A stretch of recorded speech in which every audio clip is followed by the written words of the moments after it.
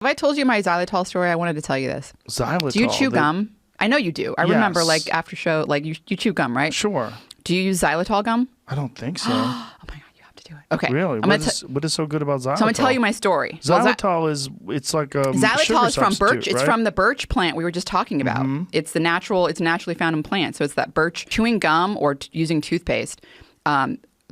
Many studies have shown that it kills anaerobic bacteria like Streptococcus mutans that cause cavities and dental decay. Really? So I went to this is before I had my son.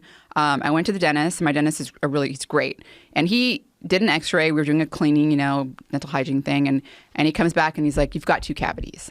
And I was like, "How the hell do I have cavities? I don't even need sugar." So I started doing research, and then I found all these studies. And not only did I find studies that like it basically kills these bacteria that cause cavities, the S mutans, pregnant women that chew xylitol gum. By the way, the studies were with gum, not the toothpaste. The people were chewing this gum.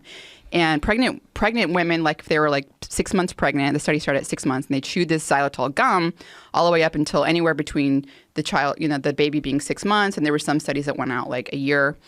And then they the researchers measured the oral bacteria of the toddlers, and then they measured them multiple years out as they became children. And the mothers chewing the gum, it lowered the incidence of the S mutans in the children because, mothers kiss their kids and you transfer oral bacteria. And so they're chewing the xylitol gum had a positive effect on the child's oral microbiome. Anyways, a year goes by, I have my son. Eventually I'm like, okay, I got to go back to the dentist because, pregnancy makes your teeth worse. There's like all this stuff about you're bleeding, your gums bleed. There's some kind of term where like women get like what's that? Periodontitis or gingivitis, one of those two. It's bad. Anyways, so I go back to the dentist.